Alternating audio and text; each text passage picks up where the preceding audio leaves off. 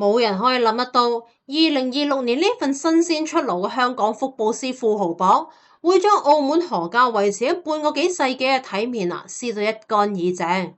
曾經牢牢霸住榜單前排嘅豪門賭王何家，今年全員滑榜，核心成員全部都卡咗喺30名開外。更加刺眼嘅係咩啊？何家4位上榜嘅核心族人，將身價全部加起身都比唔上一個之前冇幾個人眼熟嘅新賭王。呢場睇似突如其來嘅賭壇洗牌，從來都唔係簡單嘅大環境洗牌。呢個就係何鴻燊生前親手埋下嘅雷，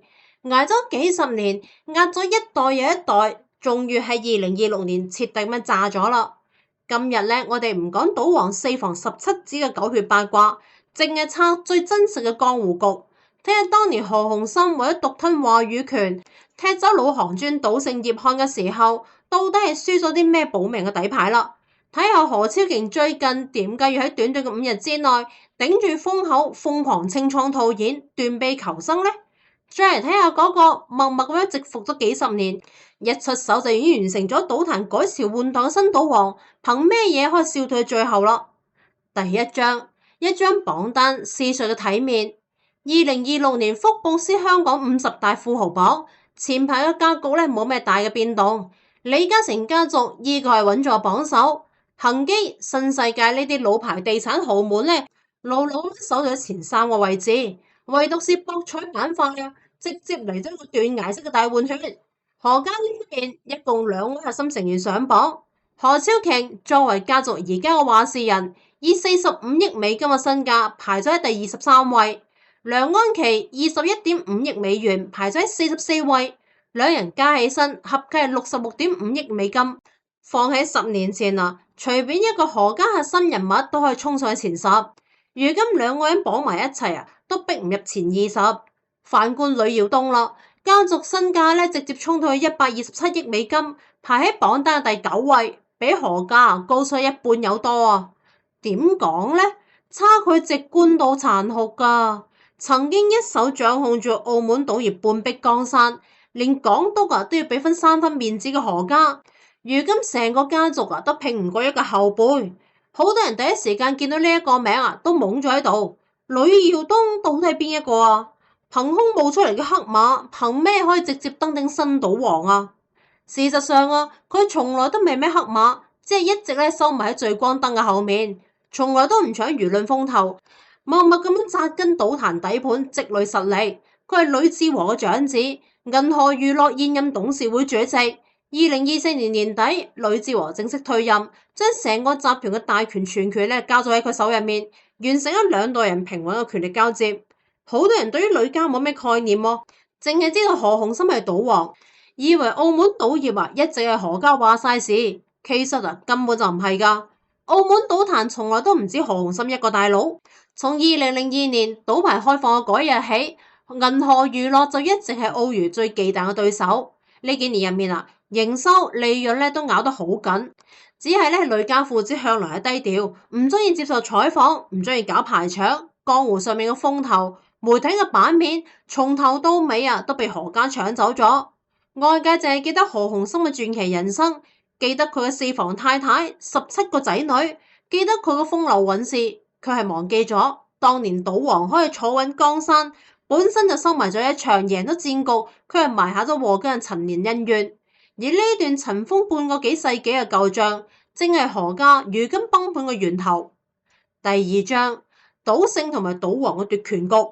時間退返去上個世紀60年代，澳門政府正式咁樣招標賭牌，要換走把持澳門賭業20幾年嘅傅老榕家族。消息一放咗出嚟成個港澳江湖徹底沸騰嗰陣時真正嘅賭行入面講得上說話、懂行嘅頭號人物根本就唔係初出茅廬嘅何鴻燊，而係有住賭聖之稱嘅葉漢。葉漢係真正嘅賭行老行尊，10幾歲就入行，從賭場可觀做起，一路摸爬滾打，精通所有嘅賭台名堂，聽識可以聽足點，睇牌路可以摸清對手嘅底牌。賭場一線嘅運營，江湖上面嘅人脈，場入面嘅規矩，冇人比佢更加懂啦。佢早年喺傅老榕嘅賭場嗰度做總管，本事大，脾氣亦都硬。同傅家鬧咗矛盾之後啊，一直係想自己攞賭牌，但係啊，佢摸透咗澳門賭業所有底層邏輯，缺嘅從來都唔係能力，而係足夠硬嘅資本同埋官方人脈，撐唔起一張官方賭牌嘅大局。何鴻燊啱可以同佢互補，佢出身於香港何東家族，名門之後現金流充足，最擅長咧係資本運作同埋政商周旋，懂江湖人情世故，撐場面做局嘅本事一流啊！但係咧，佢唔懂得賭場一線嘅門道，唔懂得場入面嘅江湖規矩，離開賭行嘅人根本就玩唔喐賭場生意。兩人啊一拍即合，又拉埋霍英東同埋葉德利四人組成嘅財團啊，聯手攞低咗澳門當時唯一一張獨家賭牌，創立咗澳門旅遊娛樂有限公司，亦即係後來何家賭業帝國嘅根基。一開始咧分工啊清清楚楚，井水不犯河水。葉漢管業場入面嘅所有實務、賭台規矩、荷官培訓、武行安保、底層江湖人脈，全部係佢話晒事，守住咗賭場嘅立身之本。何鴻燊管外部嘅資本運作、官方人脈、對外公關，打通上層所有嘅通道。霍英東咧主要係出錢出力，靠住自己嘅人脈幫手打通澳門本地嘅關係。前期嘅合作咧順風順水，澳門賭場咧日進斗金，幾個人啊都賺到盆滿缽滿。但係江湖生意啊，永遠係容唔落兩個話事人噶，矛盾咧係一啲啲咁樣積累咗起身。葉漢咧係老江湖，信奉江湖範就要守江湖規矩，佢堅持賭場咧要回歸本源，靠客流，靠場入面嘅口碑立足，反對過度咁提高抽成，反對將賭客往死入面揸，反對盲目咁擴張透支行業未來。何鴻燊咧係極致嘅食腦者，唔信人情，淨係信壟斷同埋資本。佢想要將賭業咧徹底變成咗資本遊戲，無限擴張版圖，擠壓所有嘅潛在對手，將成個澳門賭業嘅話語權咧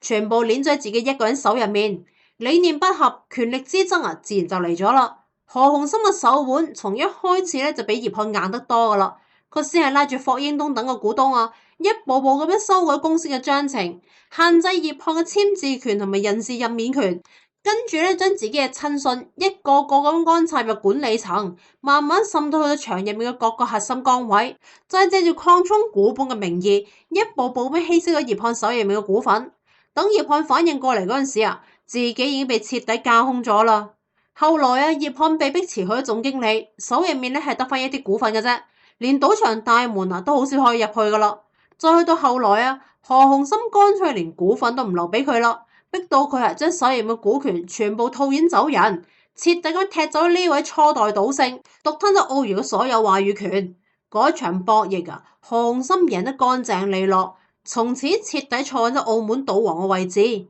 何家風光無限，橫掃港澳商界。當時成個江湖都喺度吹捧何鴻燊手腕強硬，棋高一着。但其實大家咧心入面都明白，從趕走葉漢嗰日開始，何鴻燊就已經埋下咗第一個雷。佢趕走嘅唔淨止一個合夥人，而係成個澳娛最核心嘅底班運營班底。葉漢離開嘅時候，帶走咗一大班深耕於賭場數十年嘅武行老人，場入面嘅資深管理者、頂尖荷官。呢一班人懂賭場入面所有風險，懂一線嘅所有隱患，懂得點樣去穩住個場，點樣留住啲客人，係賭場入面最堅固嘅底盤。呢一班人走咗之後啊，澳娛徹底空心化，場入面嘅運營再都冇自己嘅嫡系團隊，後續好多賭場業務啊，只可以外包，只可以靠住外部嘅合作方咧嚟維持運轉。何家睇似咧係牢牢咁掌控住賭牌，實質上啊，早已經脫離咗賭場嘅一線。淨係玩資本、搞人脈，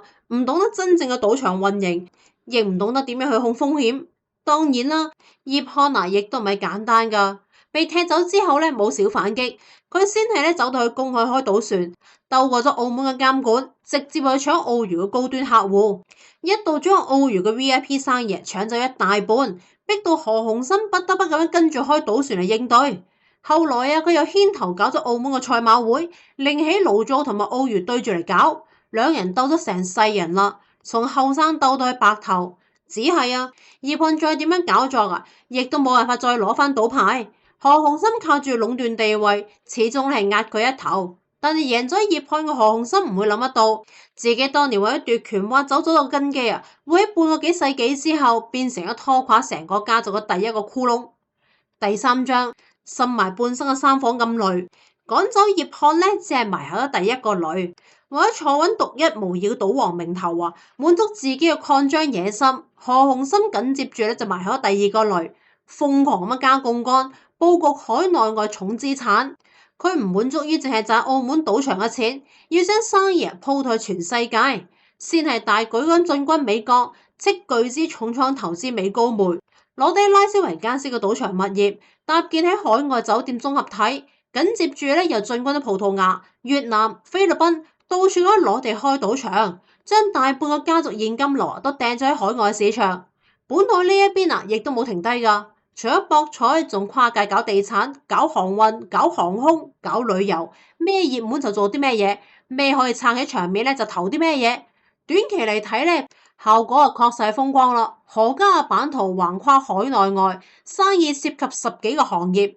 賭王嘅聲勢達到頂峰。行到去邊度都係前呼後擁，面子俾到好足噶。但重資產佈局本身咧就係一把雙刃劍，海外市場政策波動，美聯儲利率調整，當地嘅娛樂行業週期變化，任何一啲風吹草動都會直接拖累咗成個家族資產。跨界投資開好多項目，睇起身係熱鬧實質上係唔賺錢嘅，甚至係長年虧損，一直係靠住賭場嘅現金流喺度輸血。何家從嗰陣時開始，現金流一直咧都好緊繃嘅，睇似咧市值龐大，產業遍地，實質上賬面嘅債務居高不下，抗風險能力極差。講白啲啦，就係面子撐得太大，入面早已經空咗噶啦。最後亦都係最致命嘅第3個雷，家族權力交接徹底失控。何鴻燊一生4房太太，17個仔女，3房4房咧派系割裂，各有各個盤算。佢晚年遲遲冇辦法敲定唯一嘅接班人，亦都冇將家產劃分清楚，一直係靠住自己一世人積累嚟嘅面子、江湖威望、上層人脈，強行壓住家族所有嘅內鬥。佢在世嘅時候冇人敢亂嚟，不過各房心入面點樣諗，表面上咧都係老老實實，維繫住合家和睦嘅樣。但係人一走，所有嘅平衡咧徹底崩塌。2011年嗰場轟動全港嘅爭產風波，將何家嘅內鬥徹底擺到去台面上面。何鴻燊自己狀告家族成員，話股份被私自轉移，各房互相指責，你來我往，鬧到滿城風雨。最後鬧咗大半年啦，先得以分家收場。澳娛嘅股份被拆咗好幾份，二房攞到核心控制權，梁安琪咧淨係攞一部分。何猷龍自己把持住新濠國際，各房各自為政，邊個都估唔到邊一個。表面上睇咧係分咗家啦，實質上係將成個家族嘅力量徹底咁樣拆散咗。之後咁多年啦，家族內部持續咁樣拉扯，幾位繼承人咧各自為戰，精力全部都消耗喺內耗入面，根本就冇餘力去應對外部嘅賭壇變局。行業好嘅時候咧，大家都賺錢，矛盾咧仲唔明顯。一旦行業進入咗下行期需要集中力量嚟應對風險嗰陣時，4分5裂嘅家族根本就凝聚唔成一股力量。呢3個女層層嵌套，深埋咗數十年啦。而2026年，當所有嘅外部風口同時收緊，行業環境徹底變天，呢3個雷亦都引爆咗何家所有嘅隱患。第4章，何超蓮清倉美高梅背後嘅斷臂求生。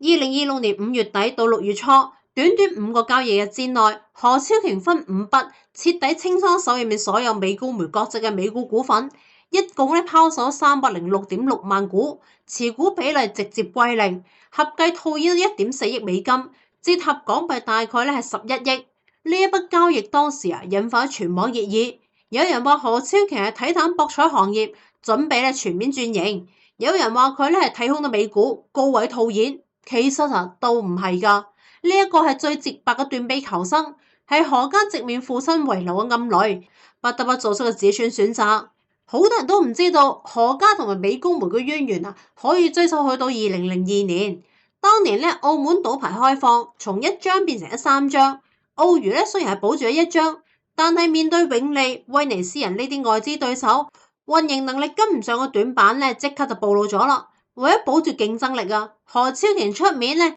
同美國美高梅集團合作，通過咗澳博轉批嘅副牌，成立咗美高梅中國。呢一筆合作啊，當年被看作係何家聯手外資鞏固地位嘅妙棋。何鴻燊亦都對海外市場寄予厚望，除咗美高梅中國，仲直接持有美高梅國際嘅股份，相當於深度綁定咗呢一家全球頂級博彩集團。但係啊，邊個都冇諗得到風水輪流轉，近幾年啊，美高梅海外資產咧持續承壓，美股嘅股價波動劇烈，疊加海外文旅行業復甦咧不及預期。何家早年重創嘅呢一筆海外資產啊，就已經從當年嘅優質資產慢慢變成咗持續吸血嘅負資產。繼續持有咧，唔單止冇幾多收益㗎，仲要承擔住股價下跌嘅風險，不斷咁消耗何家本來就緊張嘅現金流。除咗美高梅嘅股份啊，呢幾年何家已經靜雞雞賣咗唔少嘅資產，香港中環嘅寫字樓、深水灣嘅豪宅、澳門嘅部分商業物業，可以套現嘅都喺度慢慢喺度套現。只係呢啲資產咧規模細，冇引起太多嘅注意。呢一次清倉美高梅啊，係近幾年入面最大嘅一筆拋售啦，先徹底藏唔住嘅啫。仲有一種坊間咧流傳好廣嘅講法，澳門最新嘅賭牌政策一直咧喺度引導博彩行業生根本土，加大非博彩業務嘅投入，後續大概率會收緊博彩企業嘅跨境資產佈局，限制本土賭企嘅大額海外投資。一旦真正咁落地啊，何家手入面剩低嘅海外資產，好有可能會徹底咁失去咗流動性，所以要拋售啊都揾唔到接盤人啦。呢一種講法目前咧就冇官方嘅定論啦，只可以講風向咧已經好明顯。何超瓊提前清倉，係搶喺政策落地之前及時走佬。一代賭王傾盡半生搭建嘅海外商業帝國，如今被長女咧親手拆解，全盤拋售。講起身咧，多少係有啲唏噓啦。其實呢啲事啊，講到底咧就係何家頂唔住早年擴張留低嘅債務同埋風險嘅啫。以前行業好，現金流充足，仲可以拆東牆補西牆。而家行業啊，進入咗存量競爭，賺嘅錢冇以前多，窟窿啊就遮唔住啦。賣資產回血係唯一嘅選擇。第五章新賭王嘅穩，舊豪門嘅亂。一邊咧係何家持續內耗，資產縮水，被逼收縮戰線；另外一邊呂家咧正喺度穩步登頂，兩相對比，反差格外刺眼。好多人都唔知道啊，呂志和一世人嘅經營思路咧，啱好同何鴻燊係完全相反噶。何鴻燊一生咧中意做大局，中意鋪攤子，中意爭江湖第一嘅名頭，賭野心，賭規模，賭獨一無二嘅話語權。呂志和咧一生咧就唔搶風頭，唔搞啲虛嘅排場，唔盲目咁出海加槓桿，死死咁紮根咗澳門本土，守住現金流，守住咗穩健嘅底盤，賭安穩，賭長久，賭平穩傳承。呂志和早年咧係做建材生意起家嘅，後來做咗酒店、做地產，一步一個腳印積累咗家底。2002年澳門賭牌開放，佢睇中咗機會，同美國威尼斯人集團合作。攞到3張賭牌當中嘅一張，成立咗銀河娛樂，正式晒咗博彩行業。而背後啊，就涉及到一個我哋前面提到嘅故人葉漢，咩回事呢？我哋繼續睇落去啦。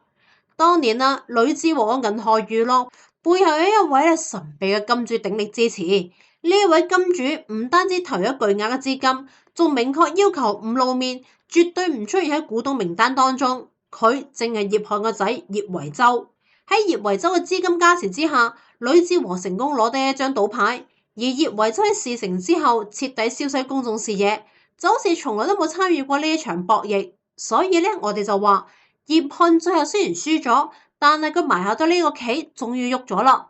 再到後來啊，呂志和同埋威尼斯人喺經營理念上面有分歧，佢又乾脆斥巨資將對方嘅股份都買咗落嚟，自己全權掌控。由頭到尾都將主動權咧捏喺自己手入面。早年澳門賭牌6分天下嘅時候，何家依舊靠住老牌底蘊咧佔據一席之地。銀河娛樂咧一直係穩居第2，默默咁樣儲力，從來都唔會主動挑事，亦都唔會跟風亂咁擴張。呂耀東接棒之後啊，佢嘅思路咧同父親一模一樣，甚至係更加穩。佢主足咧中長嘅客群同埋非博彩業務，大力咁發展購物中心、演唱會、會展、親子度假村呢啲項目，啱好踩咗澳門政府引導嘅方向。呢幾年啦，銀行嘅非博彩收入佔比一直係六大博企入面最高嘅。政策式配套拉滿啦，運營上面更加穩打穩紮，可觀培訓、場內服務、客戶維護，全部都係自己嘅團隊喺度做，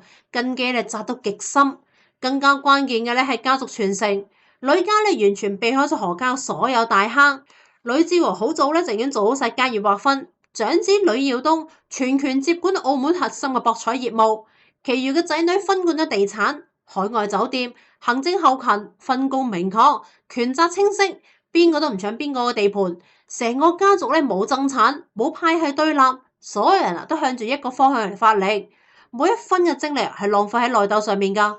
2024年11月，呂志和逝世，同年12月，長子呂耀東正職咁樣接任咗銀河娛樂董事會主席，權力交接零動盪集團運營冇出現任何嘅斷層。反觀何家啦，何鴻琛離世咗咁多年，家族依舊係冇統一嘅決策核心。何超瓊獨木難支，一個人孭起咗成個家族嘅壓力，其餘嘅族人各自盤算，根本就冇辦法形成合力。內外雙重夾擊之下，何家掉隊早已經係定數嚟㗎啦。只係呢次富豪榜上面嘅排名，將呢3年嘅差距赤裸裸咁擺喺所有人嘅眼前面，等所有人都睇清楚，救賭王嘅時代真係過去咗啦。終章點解話選擇大於努力呢？好多人都感慨風水輪流轉，但係我始終覺得呢場賭壇更替從來都唔係咩風水問題，而係選擇嘅代價。何鴻琛呢一世人贏低咗每一場眼前嘅對局，贏咗葉漢壟斷咗澳門賭牌，贏咗各路商界對手，坐穩咗賭王嘅寶座，贏咗半生嘅名利，風光貫穿咗港澳半個世紀，但係佢唯獨是輸咗俾自己嘅野心。如今何家開始全面咁收縮戰線，斬咗所有海外非核心嘅資產，退守澳門本土賭業，唔再追逐海外版圖，唔再追逐虛浮嘅行業排名。講白啲啦，曾經想要一統賭壇嘅豪門，而家淨係想要守住一畝三分地，安穩度日。事實上從葉漢到何鴻琛，再到呂耀東，澳門賭壇幾十年嘅輪迴，從來都係贏一時容易，贏一世難。埋得半生嘅雷終歸係爆炸。何家盛世徹底落幕，咁樣退守本土，斷臂求生之後，何家仲可唔可以守住澳門最後呢一啲基本盤呢？歡迎喺評論區入面留低你嘅睇法，我哋下期見啦！